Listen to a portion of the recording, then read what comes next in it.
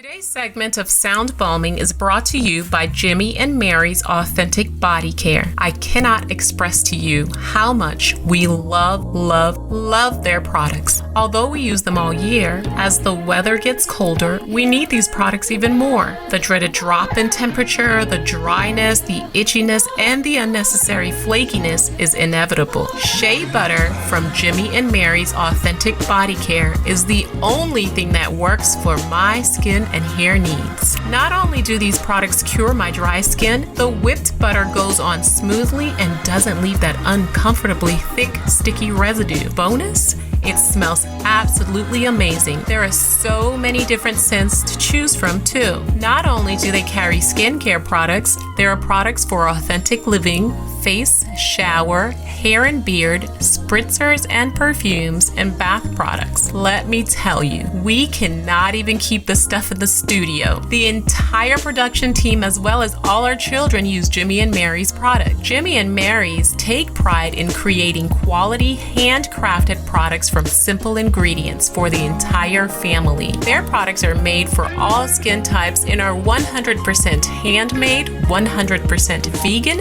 and 100% cruelty-free. Skincare is important. Moisture is key, and keeping our skin and hair hydrated is essential. I cannot emphasize how much we trust Jimmy and Mary's for all of our skincare needs. Hurry on up to jimmyandmarys.com and check out their products. Did I mention service is fast and efficient too? Don't forget to mention that you heard about Jimmy and Mary's Authentic Skincare on Sound Balming. Use the discount code SOUNDBALM20 to get 15% off. That's SOUNDBALM20 for 15% off at Jimmy and Mary's Authentic Skincare. Hey everybody, welcome to Sound Bombing. I created this show for people who want to experience a radical, life-changing journey through the sounds of my diverse guests. I hope that each sound you hear on this show will strengthen your faith, encourage your dreams, and challenge you to awaken the greatness within you. Drop the bomb. Drop the bomb. We're gonna drop the bomb. Drop the bomb. We're gonna drop the bomb. Drop the bomb. We come to drop the bomb. Drop the bomb. This is a journey into sound. A journey which along the way will bring to you new color, new dimension, new values, and a new experience.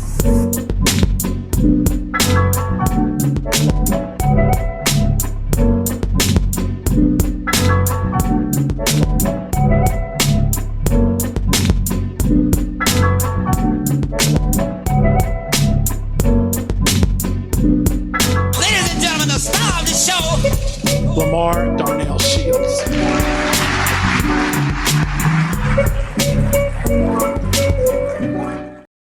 Good morning, good afternoon, good evening, whatever the time of the day is. I am your man, Dr. Lamar Darnell Shields, and you are in the building. And welcome to my show. I am the creator of Sound Bombing. And my goal with this show is to introduce you to people with ideas that will help you unlock your full potential. Like my last guest, Travell C.W. Lynch, who talked about moving from limitation to possibility. And we're going to talk about moving from limitation to possibility. We're also going to talk about something different. You probably wonder, man, why is this dude rocking his hat and his sweater? Because my engineer would not turn up the heat in the Sound Bombing studios. I'm on the East Coast and it is freezing. So I'm so glad that you feel my pain wherever you are, but you are here with me at the right time, at the right date, at the right station. Let's go. Whether you saw it coming or didn't, the feeling is the same. You are devastated. You gasp at your vulnerability and you wonder, why did this happen? Life dishes up so many hardships, heartbreak, illness, death, abandonment. Though we may share similar experiences, every hurt is personal. Let me say it again. Every hurt is personal. No matter how many times well-meaning people say, we understand, you know what?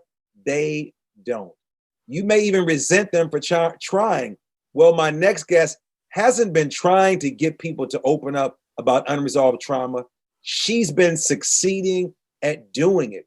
Deneen Joyner is a soul medium, spiritual coach, fly sister storyteller with Native American and Nigerian roots, who's nationally award-winning author of Soul Wounds and Sacred Revelations, who has sat with many wounded people and witnessed their pain, even when they cry out, why me? Why did this happen to me? And since the age of 5, she often sensed others' emotional pain and could feel what was heavy on one's heart. Unknowingly, being an empath often made her feel awkward and alone with her feelings. But you know what? Now she uses her both personal and professional experiences with emotional pain and the knowledge she gained from her healing journey and blended it with her beautiful gifts along with spiritual soul healing, wisdom passed down to her by her ancestors to offer innate self-guided healing. I would like to welcome to the Sound Bombing Studio my Native American Nigerian sister. Put your hands together for none other than Sister Deneen Joyner in the bomb shelter. Welcome to the show. Thank you. Thank you for having me, Dr. Shields. How are you? Well, since you are an empath, you probably understand I'm cold as hell. You are in Pittsburgh, right? And yes. So you feel my pain. I do. I do not like the pain. I do not like the cold, even though I grew up in Chicago. But I'm like you, I got African roots. Yes. So people always say, well, you from Chicago. No, my DNA, my there you go. Says Chicago, but my that DNA part says Africa. So welcome. Let our listeners know how you are doing and how you've been handling the pandemic. Thank you. Thank you for having me. I want to say hello to your beautiful listeners. And I want to tell you that in the beginning, the pandemic really didn't impact me emotionally because I lived most of my life as a hermit. So me being at home and living at home secluded, the way that we're living now was really like a piece of cake. But what ended up happening was the more that the pandemic grew on, I started to really tap into those emotions that are a part of my gifts. I could really feel the collective. I could feel the angst. I could feel the anxiety, of everybody. And I didn't like that.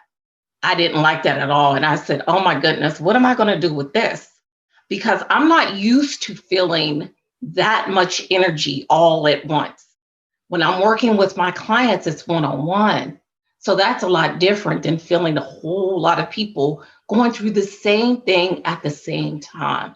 So it's been for me really like a learning curve emotionally and spiritually and psychically to be able to differentiate what is mine and what is going on in the collective.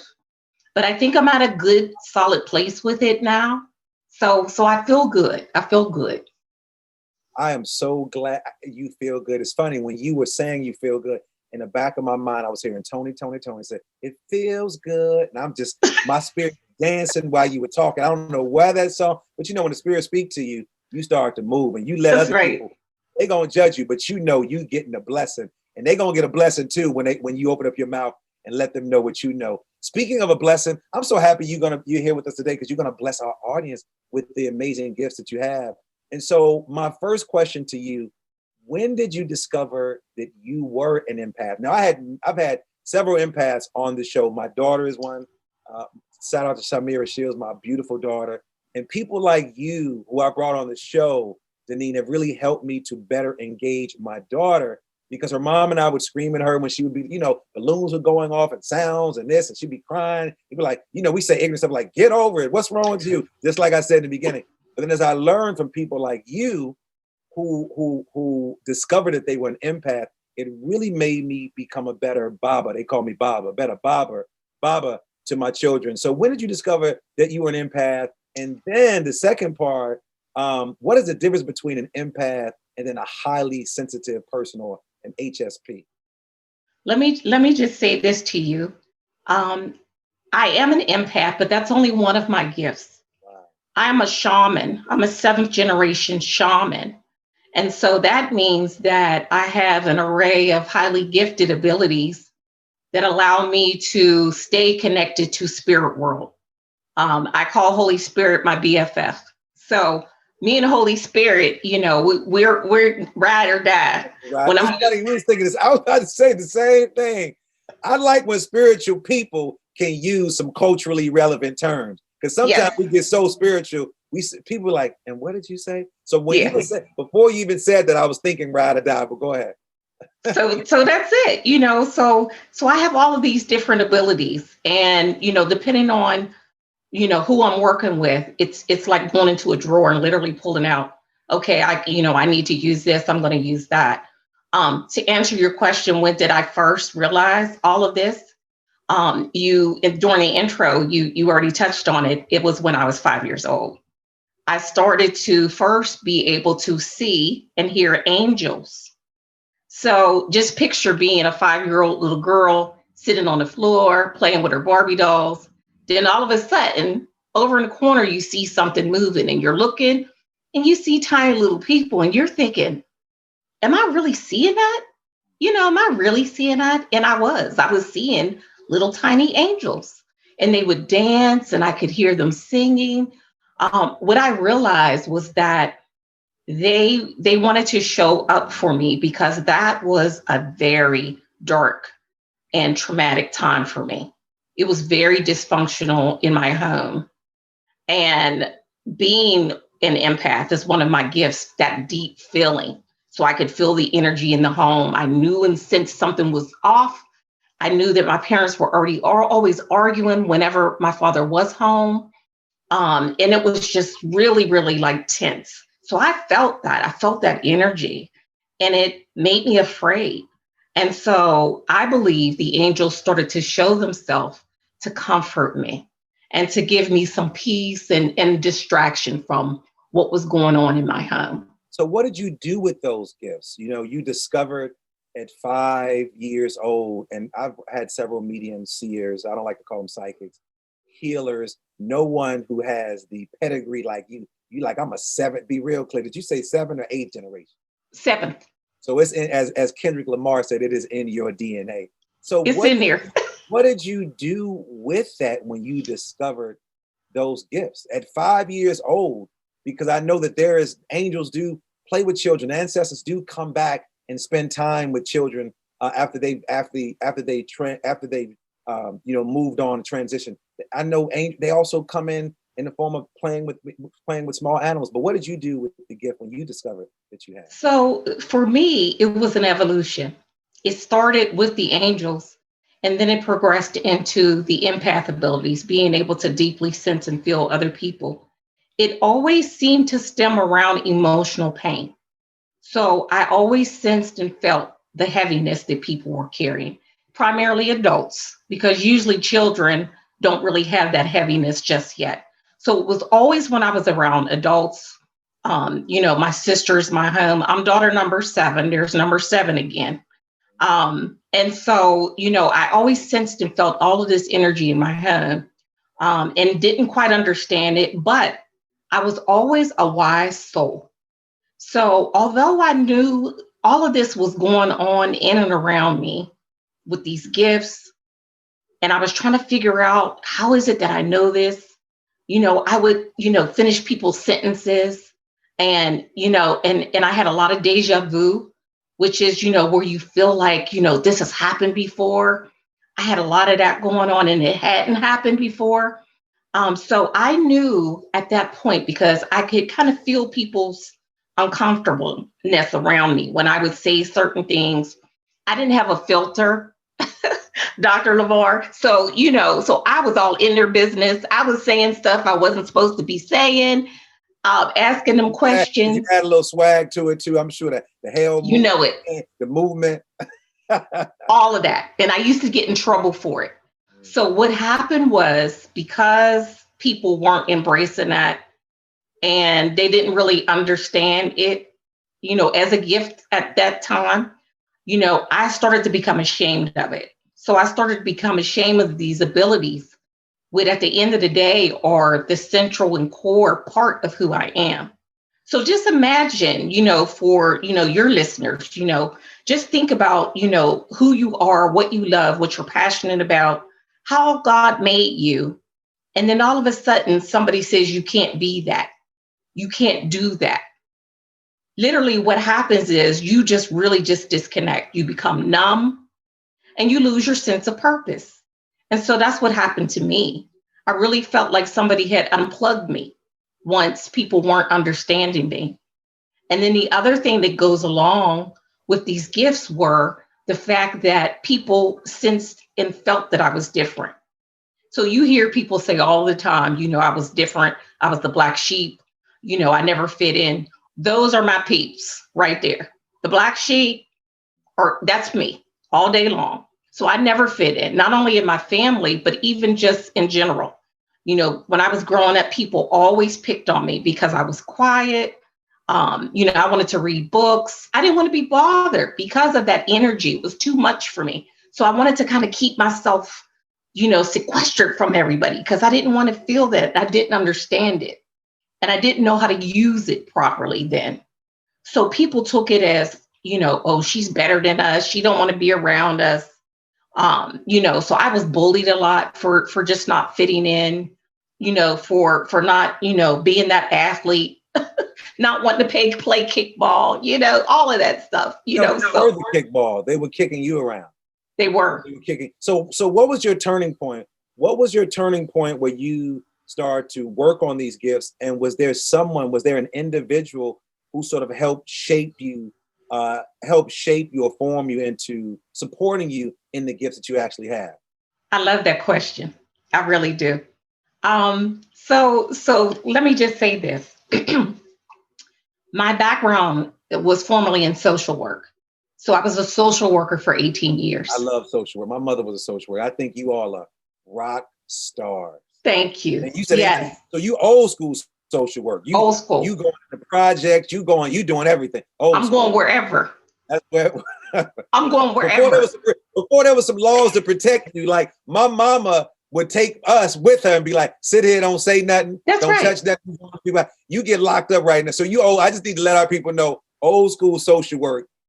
I love you all. You all are rock stars. Yes, I do too. I do too, for sure. So I did that for 18 years, and I primarily worked with low income children and families.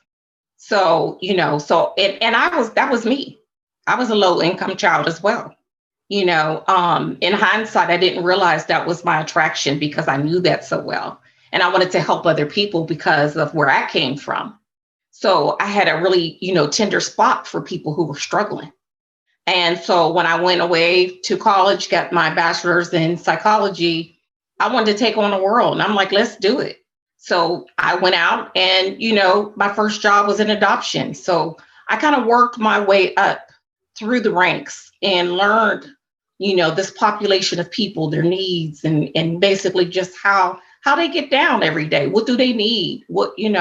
And of course, at that time, I really didn't know that I was using a lot of my gifts and abilities, but I was. I had this sixth sense to be able to, before they even told me what was going on, I was able to go in somebody's house, literally just take a quick assessment of what was going on, listening to what they're telling me. And I'm like, that's not to me. I'm going deeper. I'm knowing what to ask them, and in a way where they felt comfortable enough to reveal it to me. So I started there, in social work. I knew I had these skills to be able to help people at their lowest points. I enjoyed it, but at the same time, it was draining because of my energy, being able to, use these gifts and everything. It really drained me. And so I got to a point where I was looking for a career change. And so I decided that I wanted to pursue a master's in adult education. So in curriculum design. I've always enjoyed speaking. I've always enjoyed teaching. And so I thought, why not do that? And so it will be a nice pivot for me. Because at the time I was a director at the YWCA Greater Pittsburgh, and very successful. So, that's what I was looking to do. Some things happened, were building up for me. That's what I really want to impress upon your listeners about, trying to carry this pain that we have been taught to carry because of what we have seen generation to generation. We think that it is almost, for some people, a badge of honor to say that you're okay when you're not. And some people carry it because they don't know any better. And nobody has ever taught us how to respond to pain and trauma when it happens. Most people just sweep it under the carpet, or they don't even really just give it any attention at all. And so we adopt that unconsciously. We take on all of what we saw in our home from our parents. I call them our teachers. We take this on and unknowingly we start to use it. What's going on though is because we are spiritual beings. I know you've heard this before, spiritual beings having an earthly experience. It is true. So when we're here, like you mentioned, how babies and children are, they have these gifts, early on, you can see them. And some people are frightened like they were about me. When you hear a child say, oh, I just got done talking to grandma. And you're thinking, well, grandma's dead. Now, did you ever do that? Did you ever tell an adult? No. Family member? So you never told anybody what you were seeing? No. So why did you choose not to? Because because of that wise old soul that was deep down inside me. They basically told me, if you tell somebody, they're not going to understand. And they may take you somewhere where you don't want to be.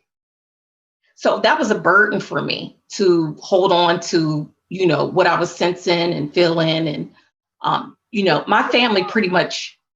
Which would be common for a kid who has these thoughts.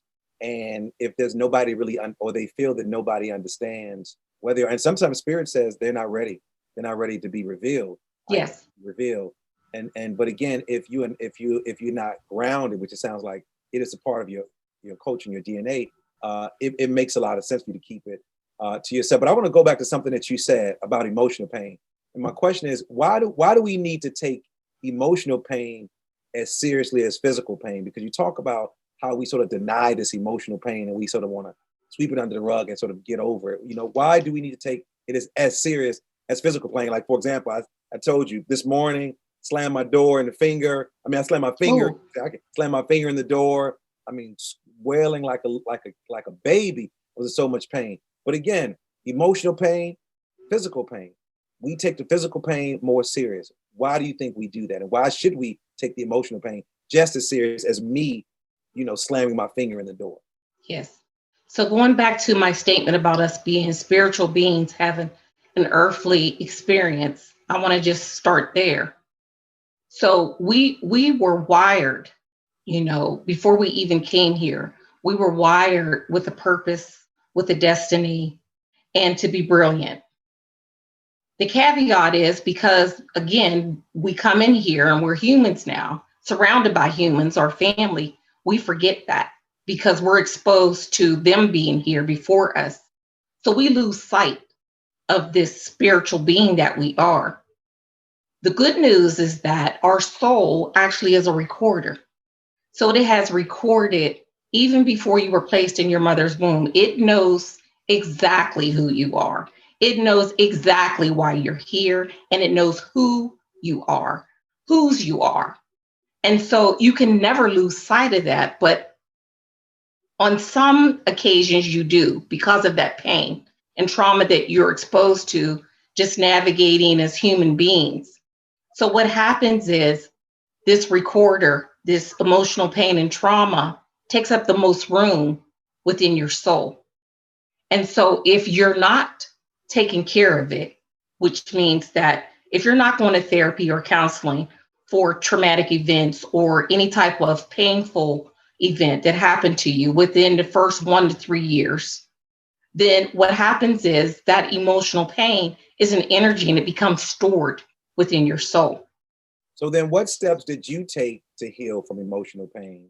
And what steps are you, what strategies are you providing for your clients who want to get out of this pain that they're dealing with? Yes. So you want the secret sauce, huh? Because the reality is we want to know what you did. Mm-hmm. What you did, because again, I think quite often when I look at people like you and myself speak all over the country, we're engaging one another, and we can provide our books and resources. But I always want to know, like, what did you do? Like when I go out when I'm in I go to Jamaica. Let's use Jamaica. When I go to Jamaica, I'm like, man, where could I get something to eat? They're like, oh, If there's a restaurant down, $20 a plate. I'm like, no, in my fake Jamaican accent. But no, where did you eat? Yes. Because that's what we want to know. We want to know your secret sauce. And then what are some strategies that you're using to share with your clients that work with you as well? Go ahead. Yes. So the first thing that I had to do was become very vulnerable. I had to become vulnerable first with myself.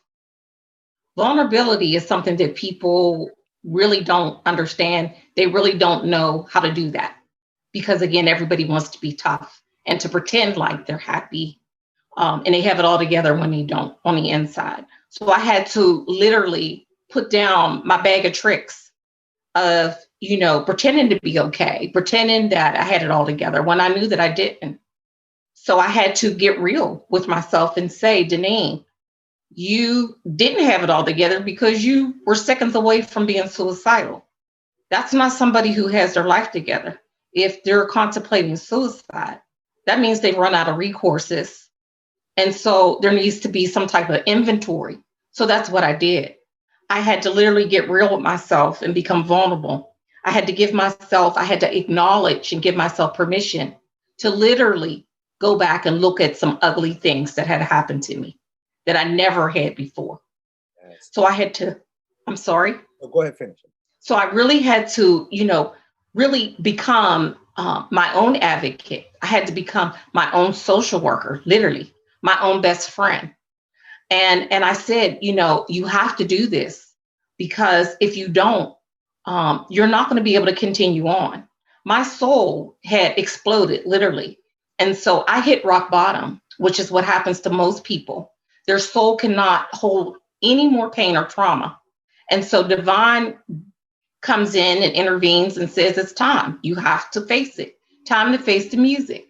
So that's what happened to me. So I had to go back and revisit some things. You bring up a word, happy.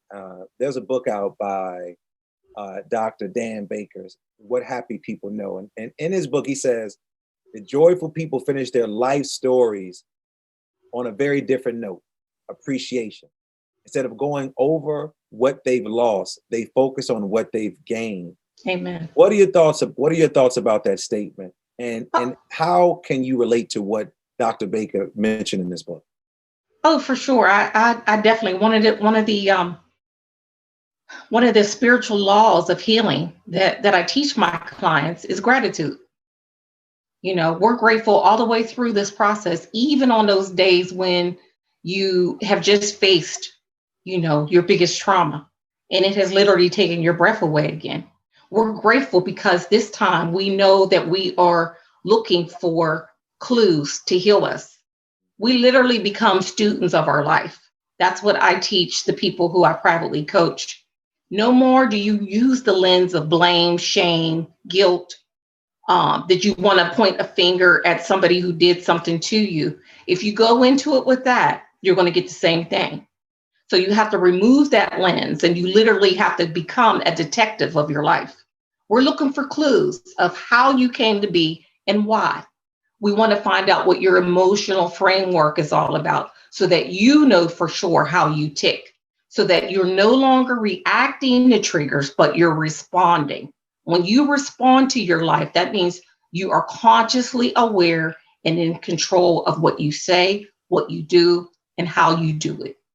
Well, I know you have left some clues inside of your book, Soul Wounds and Sacred Revelation. What was the inspiration of that book? Hold it up one more time. What was the inspiration of that book? And what do you think, what do you want your readers to walk away doing or feeling, or maybe even saying about the book, Soul Wounds and Sacred Revelations? Yes, I've gotten great reviews. I have to say that. The reason why I wrote the book is because I didn't have anybody here to help me navigate my healing journey. Everything that I'm speaking of in part today and what is in my book is literally what was channeled to me during my own healing journey. So it was channeled to me. I want you to explain channeling to people, because I think quite often when I do have people on here, we throw out words that we expect everybody to know. Sure. And I'm sure that people that understand channeling, but I want you to articulate for our listeners as you're sharing your story about your book, because I want you to get back to the book. Explain us what channeling is and how you would channel to write this book. Yes, I'm going to do it the best I can. I'm going to try my best. It's hard to give, earthly. It's hard to give spiritual terms to earthly things. I get that. Yes. I really do get that. So I'll do my best. I'm going to do my best. I as I mentioned, I'm connected to spirit world, literally. And so, because of that connection, because I'm able to hear spirit guides, angels, ancestors, those are the people that I primarily speak to the most. So I speak to anybody's ancestors because they know that I can hear them. And so they literally are talking to me. And so somebody who's able to channel means that they are physically here in the earthly realm. However, the divine energy is actually in spirit realm. So it's a channel. It's literally coming down from one to you. So that's the channel. It's being channeled from one divine energy to what I refer to myself as a spirit guide. So to one divine energy to me. So I'm receiving literally messages on behalf of myself, on behalf of the person that I'm working with. And that's how I work with people. And that's why people want to work with me, because I literally take the guesswork out of where they've been, what has been transpiring in their life, what their soul wounds are, what their family karma is, these generational curses that we all know about, their soul lessons. So I get all of this information, literally, it's like a download, if you will. It's a spiritual download from spirit world into my soul. And I take that information and I write it out and I deliver that information. And so I speak about that in my book. I talk primarily about my journey that I mentioned, about literally going from ground zero to arriving at my destiny, the true reason why I'm here. The takeaway that I want people to arrive at is that we are all the same. If you read this story, you're going to read and see your story as well. So you're going to forget that it's Deneen's story. You're going to see so much about me that is in you. And therefore, you're going to feel a sense of hope for sure. Because the book literally is a blueprint to get you started, to get you curious about your life in a way that you haven't before. So I really wrote it for people who might not ever meet me, who might not ever participate in any of my group life courses or my private coaching. This would be the less expensive way to actually work with me or to get information a little bit about me and my work, is to be able to purchase a book. So how can my listeners get a copy of your book? And if they want to work with you as a guide, what is that process and where could they find you? Yes. So my book is available Kindle, Amazon, Barnes & Noble. So you can go there and get it. Soul Wounds, Sacred Revelations. If they would like to work with me or find out more about me, you can visit my website, deneenjoyner.com, where you'll learn a lot about my process and who I am and where I came from, the core work that I do. I do want to mention that I'm actually, and I'm telling your listeners this before I'm even telling my Sacred Learning Village. But anyway, here it is. So I'm doing a special offer for Valentine's Day. And it runs from February 1st all the way through the 28th of February. So it is a buy one, gift one. So literally you're getting a soul reading, which is what I just described to you. You're getting 2 for the price of 1. And you have until the end of the year to redeem it. Just as long as you purchase it between the 1st and the 28th of February. And you can go to my website, you'll see a banner that says Soul Reading Valentine's Day Special, and just click on it and the rest is history. Deneen, what impact do you want to have on the leave on the world? Oh my goodness. I want for people to become curious about their pain, because I truly know at the end of the day that it's more than just the pain. There was a promise that was made to God or whomever you refer to before you were even placed in your mother's womb. And a conversation is a soul contract between you and divine that must be fulfilled.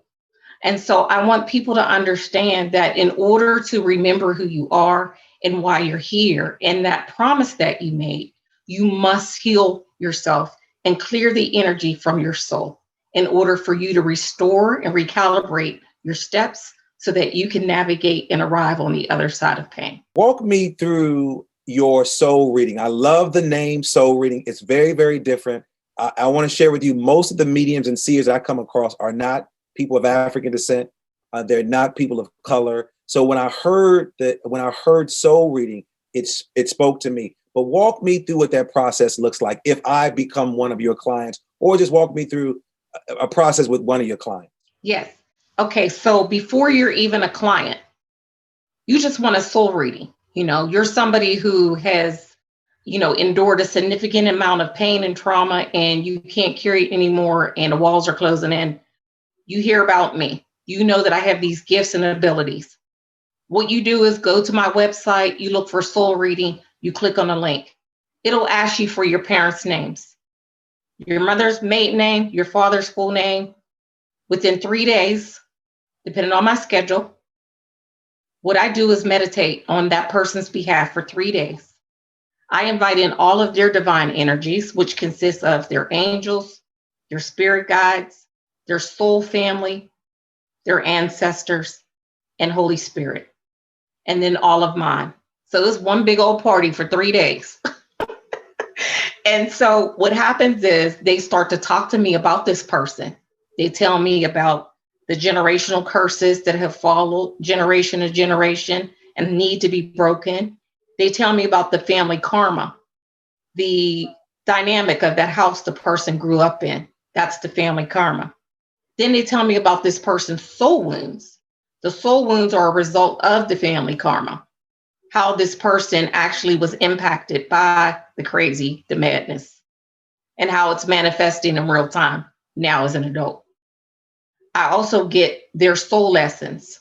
These soul lessons are critical. They are really, really powerful because what they will do is eliminate all of the things that I just mentioned. So the family karma, the soul wounds, they will become aware of these lessons that they need to master so that they can start the healing process and so that they can be fully ready and prepared for the true reason why they're here.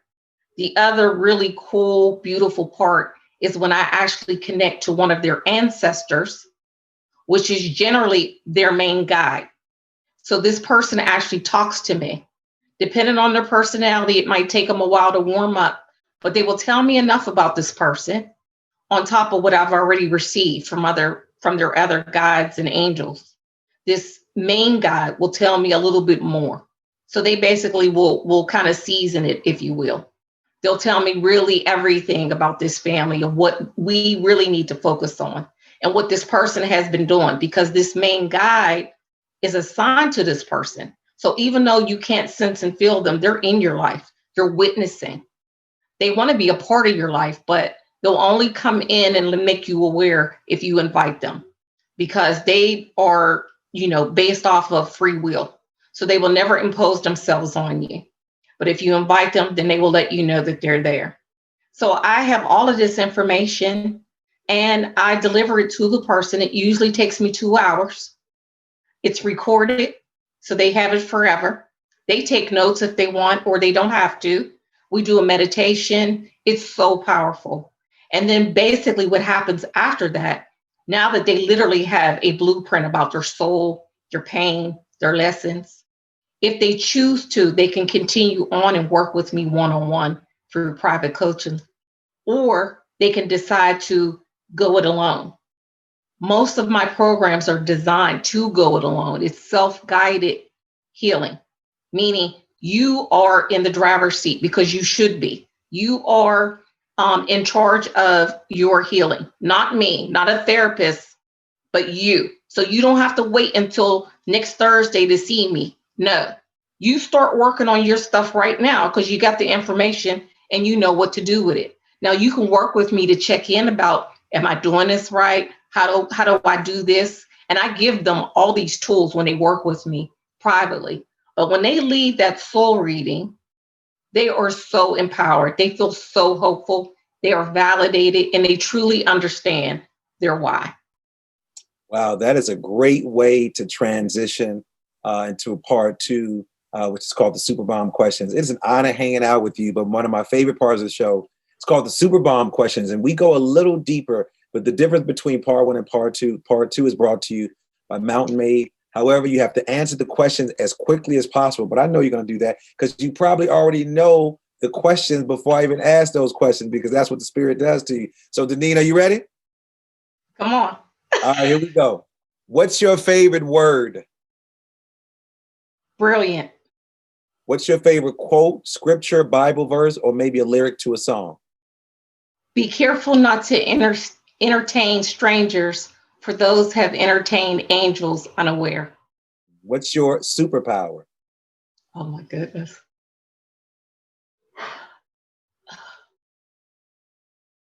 Loving all people. What's your spirit animal? Hummingbird. What do you wish you had more time to do? Spend time with my son. What moves you to tears of joy, and then what moves you to tears of sorrow? Tears of joy would be when I give to people who don't expect it. I love to just see people happy and surprising them. Tears of joy is when I learn of a child who's been abused. What's a ritual you do to help you connect with your inner power? I wake up every morning grateful. Before I even open my eyes, I'm thanking God, praising him. If I'm here, then I know that I still have work to do. Yes. What guides your heart? Divine. If you were in the Mrs. America talent competition, Deneen, what would your talent be? I would do ballet. Ballet? You still got a little ballet in you? A little bit. Got a little bit. I see you. I meant to tell you. You ain't talk about the jewelry. I meant to put that out there. Look at you. I see the earring. I see the Native American piece. And you talk about those earrings right there that are hanging. Yes. So I've had these earrings for a while. So please don't ask me where I got them because I have no clue. Okay. I'm not on the red carpet, right? So I don't know who I'm wearing. Okay. Yeah. I don't know who I'm wearing, but yes, I've had these. I have a number of different, types of earrings that, draw in my Native American heritage for sure. Thank you. I love it. Well, I thank you for hanging out with me today in the bomb shelter. I learned so much. It's an honor that you opened up your heart to my listeners. I want to encourage you all to go to Deneen's website. It is amazing. Did a great job. Listen, she has an offer out there for you. Some of you all looking for love in all the wrong places, as the song said. We're celebrating love during the month of February. It's an opportunity to love yourself and pour back into yourself. So, Deneen, thanks for that offer, and thanks for hanging out with me today. You're so welcome. Thank you for having me. And I also want to thank my amazing engineer, Alexander Blanc, my super duper producer. Welcome back. She is so much better now. She has been healed. Thank God. As we say in Spanish, gracias a Dios. Nicole Klempaca, supremacy for our theme music. And all of you for listening. Make sure you subscribe. We're on every platform. So there's no reason not to check us out. Leave a comment. If you want to know more about me, go to drlds.com. And as always, believe that something wonderful is about to happen. But some people miss the message because they're too busy looking for the mess, but not you, because you're joining us there in sound bombing. Take care. Peace. The Super Bomb questions are brought to you by Mountain Made CBD. Mountain Made is changing the CBD game by offering a line of high-dose CBD tablets at an affordable price. Their products are THC-free and third-party tested for accuracy, cleanliness, and potency. Their products, which ship nationwide, include Build for CBD saturation, Boost for precision titration, and Recover for rest and rehab. With 9 years experience in hemp and fitness, Mountain Made's founders are focused on creating a quality product to help those who live an activated lifestyle. Check out mountainmade.life. Again, that's mountainmade.life to find out more about how their products can help you crush life. Remember, their products ship nationwide. Go check out their website today and follow them on social media at Mountain Made. That's the @ MNTMADE. Our staff at Sound Bombing uses Build before a morning workout, which helps to push our bodies to a whole new level on a daily basis. Try Build, try Boost, try Recover. Our staff is using these products to enhance our active lifestyle naturally, and we are crushing life with Mountain Made CBD, and you can too. Start today by going to mountainmade.life and ordering Build, Boost, Recover, or the multitude of other products that they have which will enhance your lifestyle. I promise you, you won't regret it.